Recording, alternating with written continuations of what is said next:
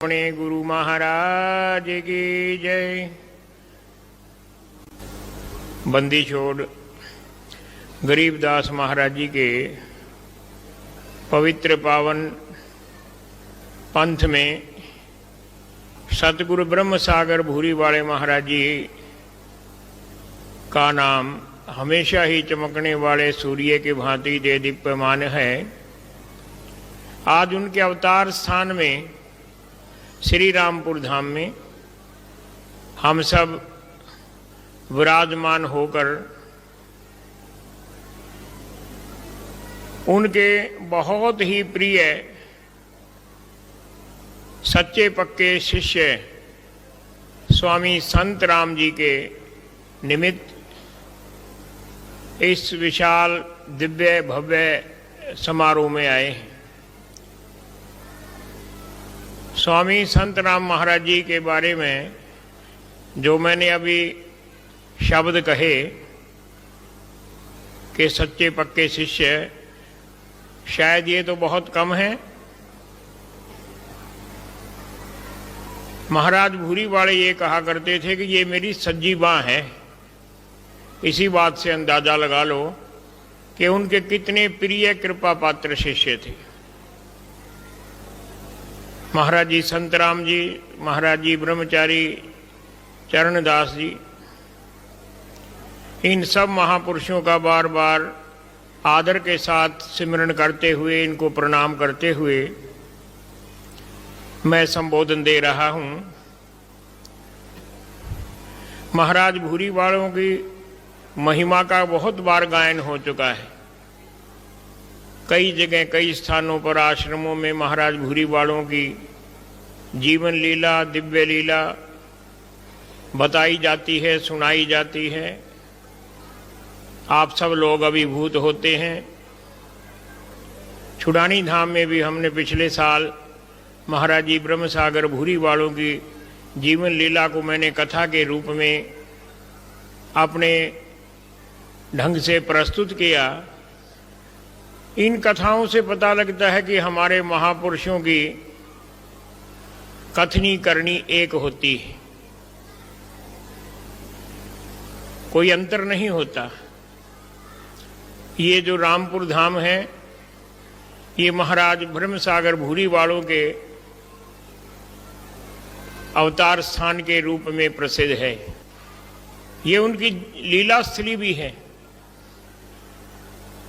श्री रामपुर धाम के साथ साथ श्री जलूर साहब धाम को, तलवंडी धाम को, रकबा धाम को, मालेवाड़ धाम को, अनेक धामों को उन्होंने प्रकट किया। पहले ये गांव होते हैं, शहर होते हैं। जब किसी महापुरुष का अवतरण हो जाता है, प्राकट्य हो जाता है, या फिर उनका आगमन होता है, तो ये गांव या शहर, इलाके धन्य हो जाते हैं और इनके नाम के साथ धाम जुड़ जाता है। गरीबदास महाराज जी की वाणी में शब्द आता है, धन जननी धन भूमि धन, धन नगरी धन देश, धन करणी धन कुल धन, जहाँ साधु प्रवेश। जहाँ संतों का आगमन हो जाता है वो इलाका ही धन्य हो जाता है। और जिस इलाके में साधु नहीं आते, गरीबदास महाराज जी तो यहाँ तक कहते हैं, वो बस कैसे सकता है। किसी इलाके के बाशिंदों के ऊपर खुशी तभी होती है जब कोई संत आए। बाग नहीं बेला नहीं, नहीं नदी जिस देश, वह दुनिया कैसे बसे जहाँ संत नहीं प्रवेश। तो यहाँ तो सदगुरु ब्रह्म सागर भूरी वाले महाराज जी स्वयं प्रकट हुए। आज मैं शब्द सुन रहा था शोभा यात्रा के दौरान, जिसमें सदगुरु ब्रह्म सागर भूरी वालों की जीवनी को गाया है कि किस बरादरी में हुए, किस गोत्र में हुए। बड़ा सुंदर भजन था। लेकिन संत तो इन सब से ऊपर होते ना। तो किसी संत को हम बरादरी या गोत्र के दायरे में बांध सकते हैं, क्योंकि वो सभी के लिए होते हैं, सभी के लिए अनुकूल होते हैं, सभी पर दया करने वाले होते हैं। सभी का उद्धार करने वाले होते हैं।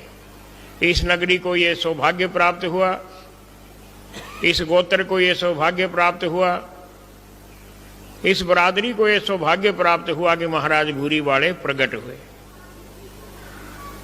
जलूर साहब धाम देख लो, तलवंडी देख लो, रकबा धाम देख लो, मालेवाल देख लो।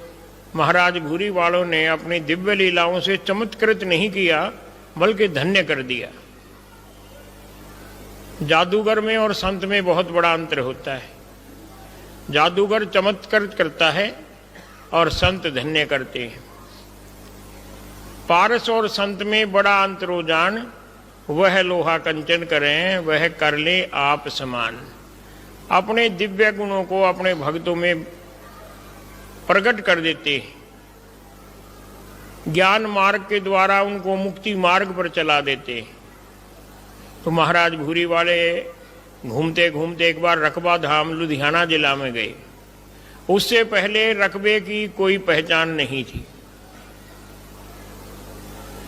जाटों का गांव था, जमींदार लोग रहते थे और उस नगरी में एक ऐसा पिशाच का, प्रेत का, भूत का, दुष्ट आत्मा का आतंक था। शौके शाह नाम का कोई मुस्लिम फकीर हुआ। अपने समय में वो बहुत नृशंस था, डराने वाला था, सबको अपने खौफ में रखता था।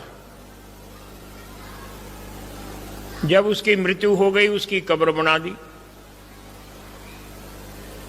अब उस कब्र में भी वही बात, कुछ ऐसा अभिशाप था। कोई व्यक्ति गलती से कब्र के पास पहुंच जाए, बीमार हो जाता था, कब्र के अंदर आ गया तो मर जाता था। यहां तक के पशु पंछी भी अगर कब्र के ऊपर से उड़कर जाते तो गिर जाते थे। बहुत समय तक ऐसा होता रहा। महाराज भूरी वाले बहुत समय तक कहीं टिकते नहीं थे।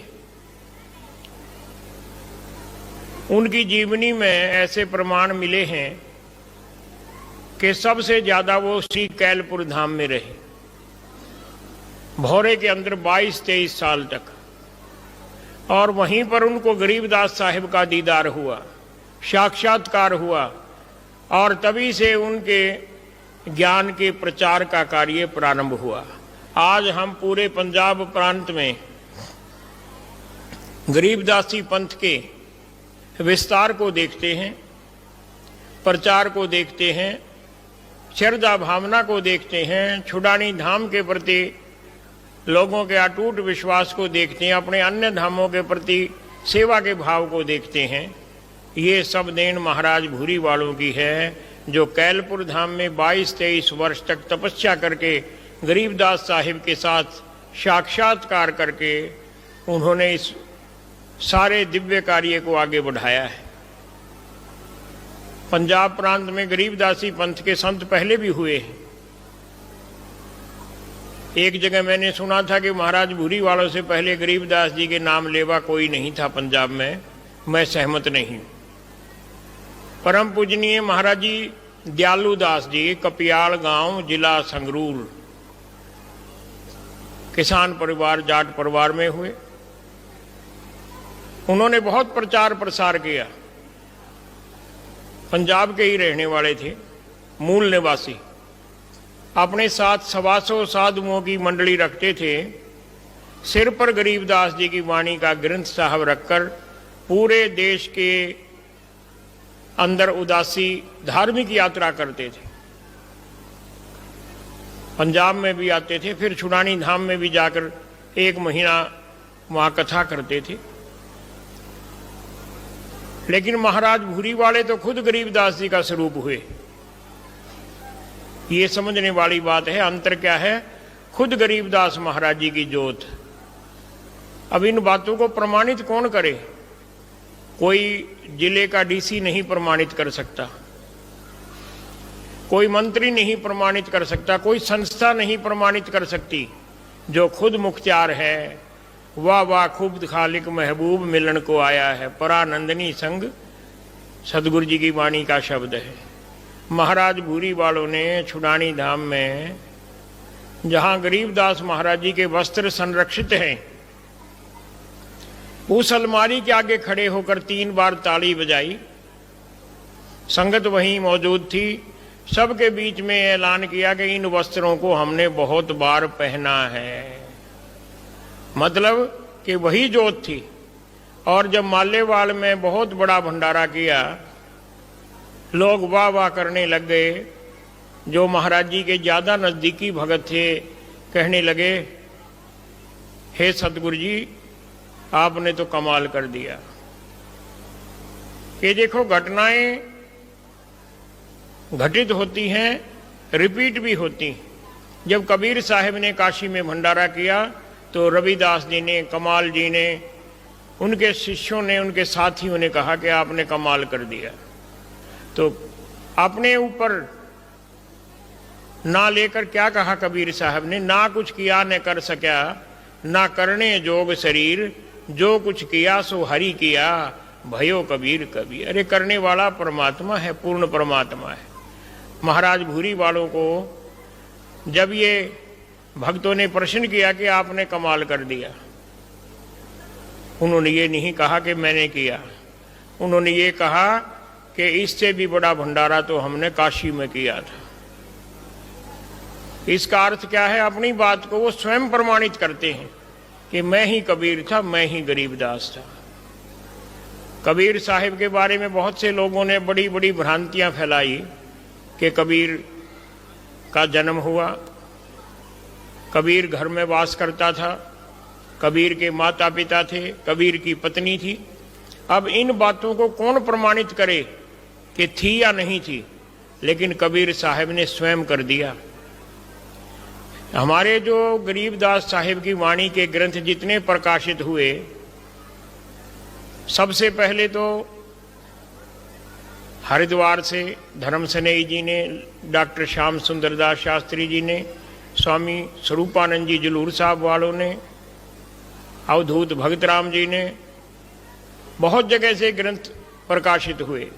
और सबसे पहले तो बड़ौदा गुजरात में 1924 में आर्य सुधारक प्रेस में हमारे जो एक परमहंस संत थे अजरानंद जी, उन्होंने किया था।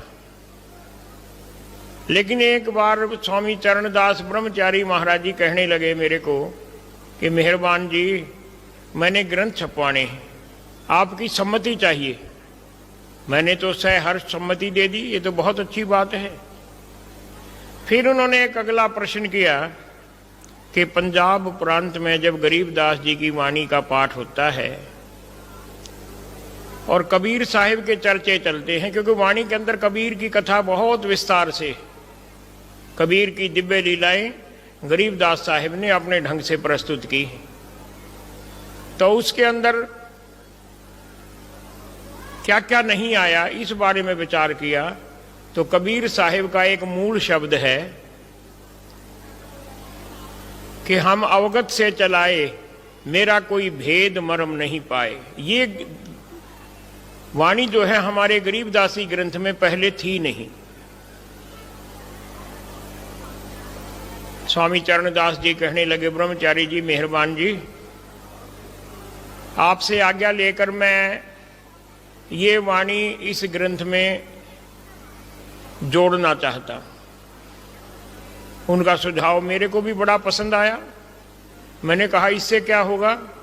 कहने लगे जो पंजाब के अंदर दूसरे पंथ हैं, चाहे वो सिख पंथ है, चाहे कोई अन्य पंथ है, उनको ये पता लग जाएगा कि कबीर की शादी नहीं हुई थी, कबीर का घर वासा नहीं था, कबीर गर्भ में नहीं आया था। एक ही शब्द के द्वारा सारी स्थिति साफ हो जाएगी। कबीर स्वयं प्रमाणित करता है।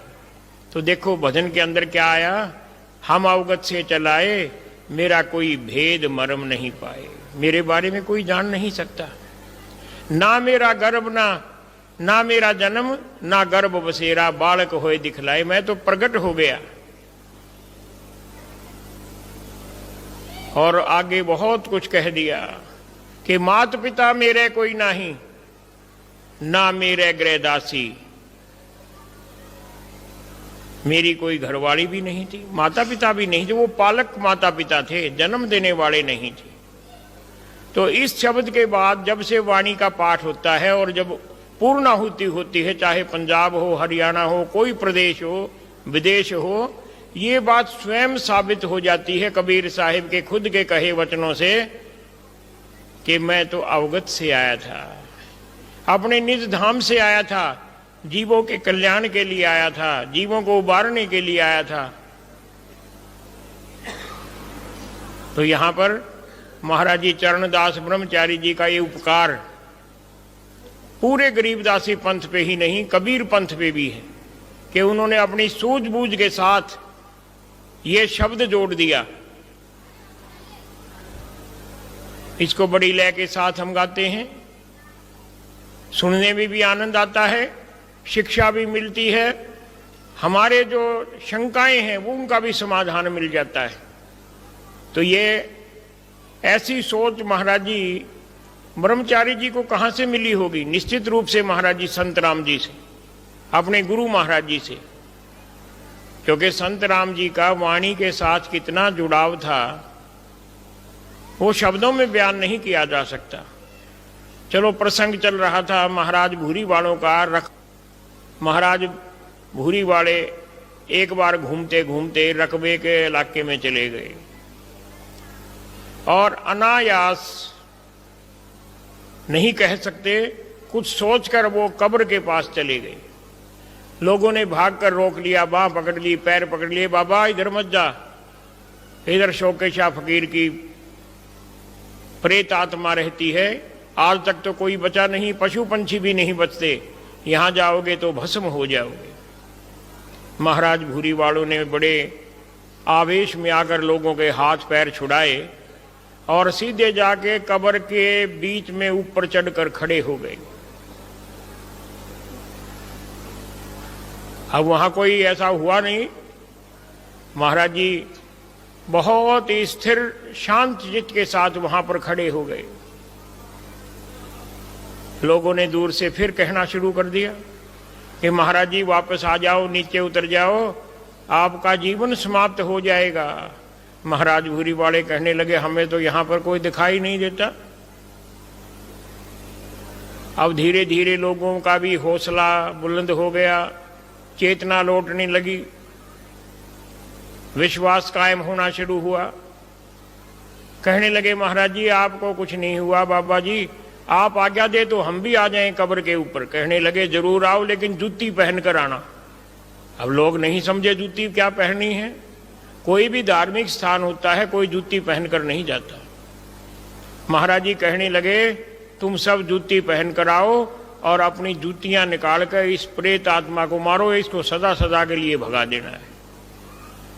महाराज जी तो खुद सक्षम थे, अपने आप ही भगा देते, लेकिन ये एक शिक्षक का बहुत बड़ा उपकार होता है कि जीव के विश्वास में दृढ़ता आए।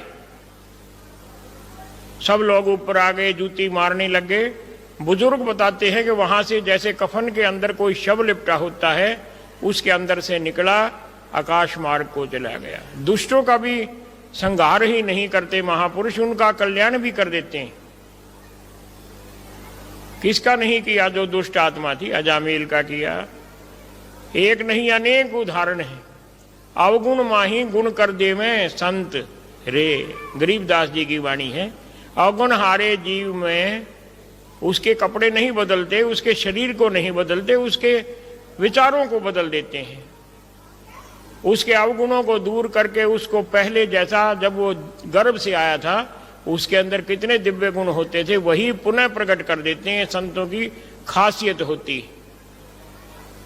तो वहां पर महाराज भूरी वालों ने उस प्रेत आत्मा का पलायन करा दिया।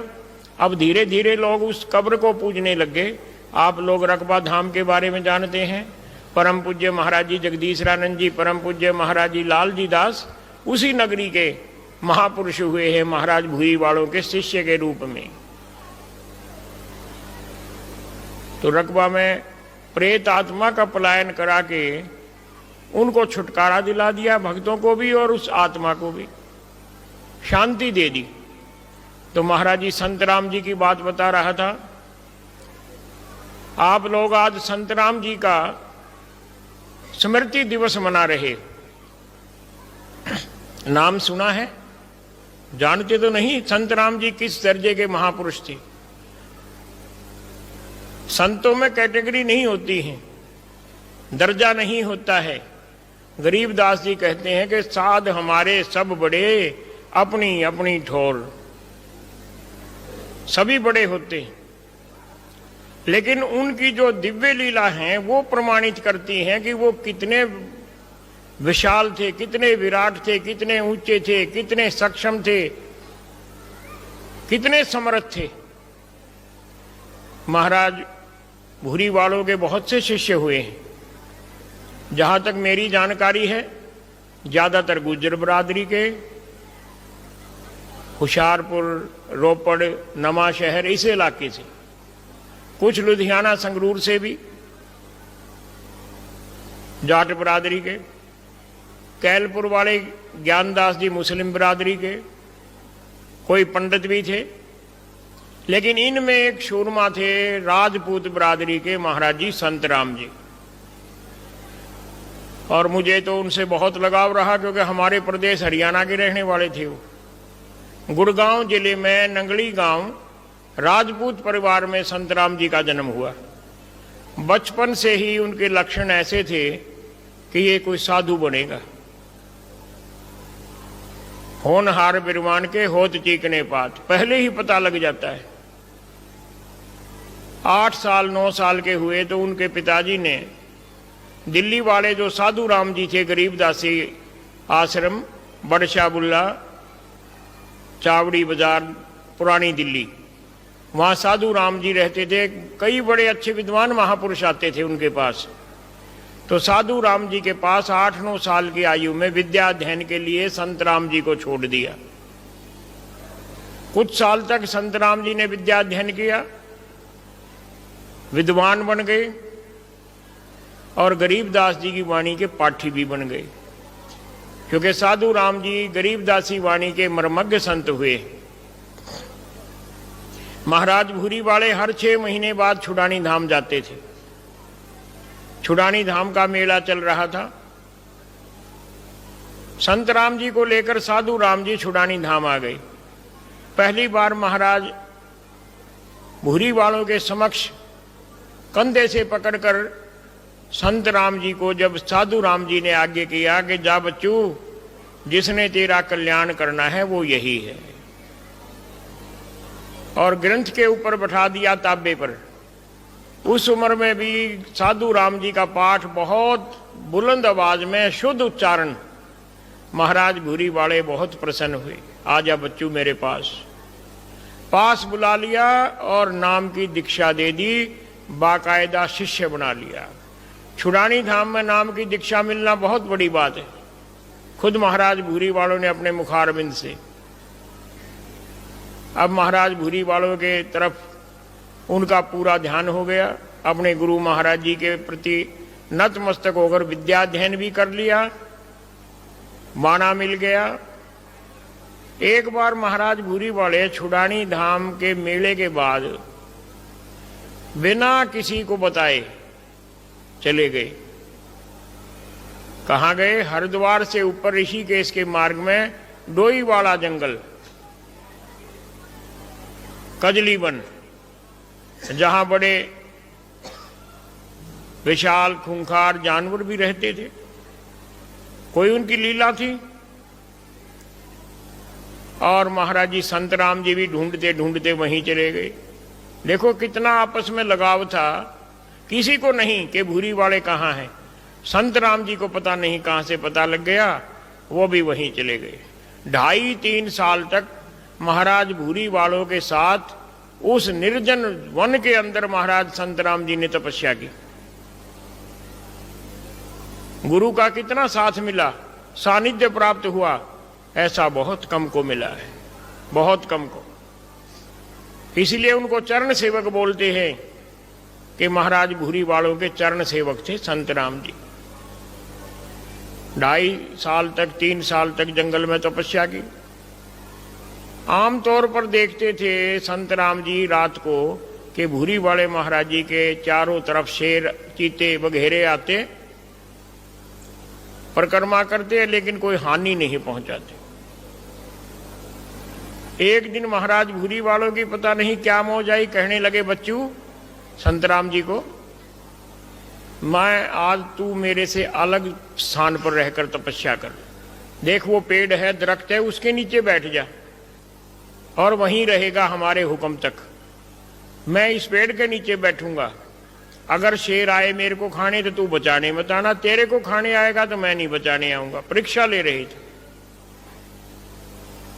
ये कोई बनी बनाई कहानी नहीं, आजकल भी संत बैठते हैं, पहले ही बैठते थे, क्योंकि जानवर भी तो परमात्मा की कृति हैं। तो वहां पर उस रात को बहुत से नजारे देखे संत राम जी ने। अगली सुबह बुला लिया, कहने लगे संत राम को, बच्चू तेरा काल आ गया है, तेरे को साथ लेकर जाएगा, कल तेरा काल आना है, यहां रहना है या चले जाना है। संत राम जी बड़े दृढ़ निश्चय वाले थे, कहने लगे गुरु महाराज काल आए कुछ भी आए, मैं आपके चरण को शरण को छोड़कर नहीं जाऊंगा। 2-4 रोज निकल गए, फिर एक दिन बुलाया, बच्चू मेरा कहना मान, मैं तेरा गुरु हूं, तेरा काल आ गया है, तू छुड़ानी चला जा। छुड़ानी एकमात्र ऐसा स्थान है जहां काल से बचा जा सकता है। महाराज जी की आज्ञा मानकर संत राम जी छुड़ानी धाम आ गए। उधर देखो क्या लीला बरती गई। एक भैंसा था, उसने महाराज भूरी वालों को टक्कर मार दी। महाराज जी की जांग में सींग आर पार हो गया, लोहो लोहान हो गए, कई घंटे तक पड़े रहे। महाराज जी पंडित विशुद्धानंद जी थे हरिद्वार में, सब जानते हैं, बहुत तगड़े महापुरुष थे। वो जंगल में साधुओं को, साधकों को, जानवरों को रोटी देने जाते थे। उस दिन उनका आना हो गया, उन्होंने भूरी वाले महाराज जी को देख लिया, अपने साथियों के साथ हरिद्वार ले आए। दवा की, किसी को नहीं पता कि भूरी वाले हैं कहाँ, किस हालत में। उनको भी वचनबद्ध कर दिया था पंडित विशुद्धानंद जी को कि आपने बताना नहीं किसी को। उन दिनों ये मोबाइल तो होते नहीं थे, लेकिन एक दिन बता दिया, टेलीग्राम करा दिया एक छुड़ानी धाम को, तार जिसको बोलते हैं, और एक लुधियाना कुटिया को, कि भी भूरी वाले महाराज जी यहाँ पर हैं। फिर महाराज जी संत राम जी वहाँ पर पहुँचे, महाराज जी की सेवा की। एकांत में पूछने लगे, महाराज जी ये क्या दिव्य लीला, मैंने तो शेरों को आपकी परिक्रमा करते हुए नतमस्तक होते हुए देखा।